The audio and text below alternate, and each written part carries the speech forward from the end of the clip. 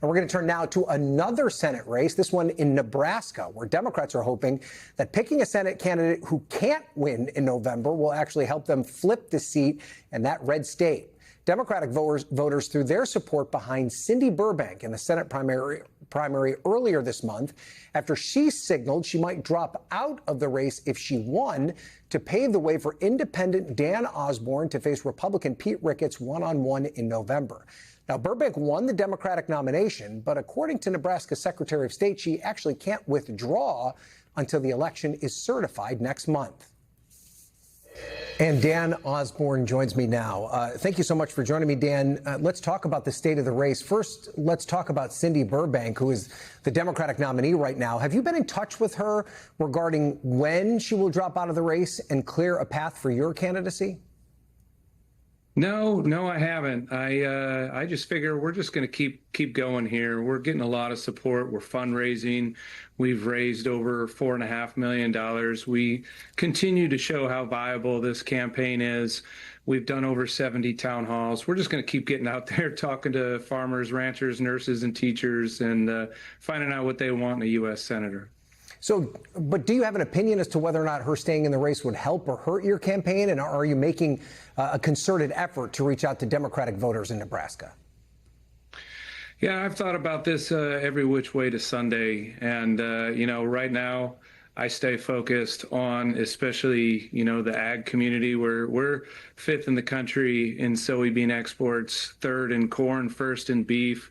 And right now, agriculture has been getting slapped in the face quite a bit here in Nebraska with a wildfire that's burned over 1 million acres. And now their inputs are through the roof. We got to keep our farmers and ranchers profitable here. And but as far as what Democrats and Republicans and Libertarians are doing in the state, I don't know. I'm just going out and meeting people where they're at. Well, speaking of Democrats, Jane Klebe, who's the chair of the Nebraska Democratic Party, said in a statement back in March, she said the Nebraska Democratic Party made a deliberate, principled decision not to field a candidate in the U.S. Senate race because we believe Dan Osborn, that's you, a veteran, a mechanic, a Nebraskan, and an independent voice, represents the best opportunity to defeat Pete Ricketts and deliver real results for working families. And I don't want you to think that I'm obsessed with this topic, but I'm asking you a lot of pointed questions about this because Pete Ricketts, your opponent, is suggesting perhaps that you're just a Democrat in disguise and are not running as a true independent. The fact that you have these Democrats supporting you, the efforts or the lack of coordination you may have had with the Democratic campaign, what do you say to that true centrist voter in Nebraska that thinks that you're just running as a Democrat, only not without the moniker next to it? Yeah, well, I've been a lifelong independent from the time I could vote. And ultimately, I just tell people, look, Democrats have failed on a border. I think they failed a lot of agriculture and manufacturing with NAFTA. I think Obama failed bailing out the banks. I think both parties are guilty of cowtailing to corporate entities and the money interests and politics. I don't take corporate money. I don't want to be a part of the problem. I want to be a part of the solution. So this really goes back to what Abraham Lincoln said. It's government buying for the people. And, I don't want to have a party boss when I get in there. I want to work for the people the way this was all intended 250 years ago. And so how would that work if you got to Washington as an independent? Would you caucus with a particular party? How do you envision what your role would be in Washington? Because the role within the party is an important part of the legislative process when you get here. Sure, that's exactly what it is. It's a process. It's certainly not written in the Constitution of the United States. I want to challenge the system because the system needs to be challenged. Because regardless of what administration has been in control and what the president's name is and who it's been, I feel like working people, like families like mine, have been getting left out. And so my whole goal here is to challenge the system. That needs to be challenged. And so, I've said it once, I'll say it a million times. I'm not going to caucus with either party.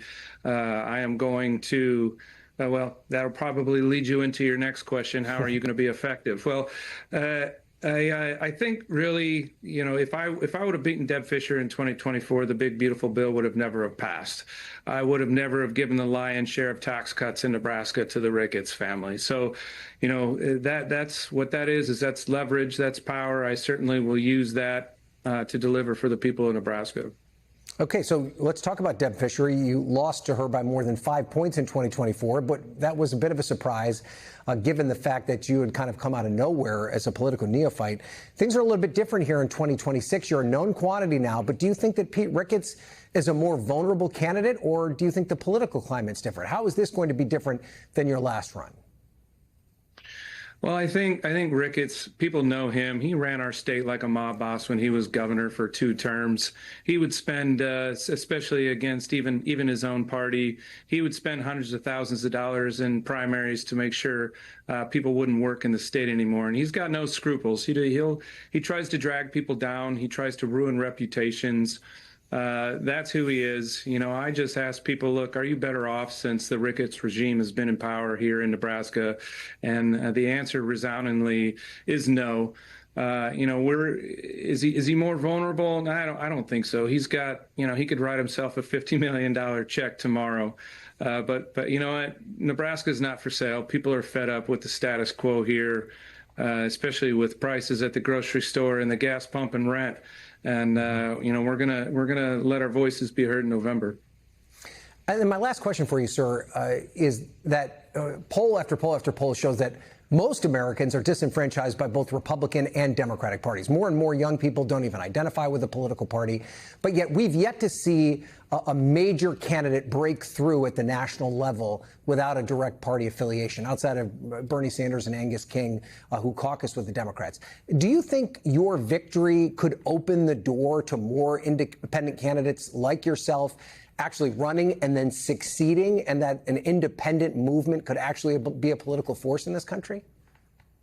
Yeah, I think that's definitely within the realm of possibilities, as long as they do it right, as long as they don't take corporate money and, you know, special interest money that hurts American ideals. I think if you can, if you're going to have an unapologetically worker platform, yeah, I think this model will work for certainly a lot of people. And, you know, if you want to support me against a billionaire, you can go to osbornforsenate.com. I appreciate all the help that I can get. But ultimately, you know, at the end of the day, anything's possible. Okay. Dan Osborn, candidate for Senate in Nebraska. Thanks so much for joining us. Thank you. We thank you for watching. And remember, stay updated on breaking news and top stories on the NBC News app or watch live on our YouTube channel.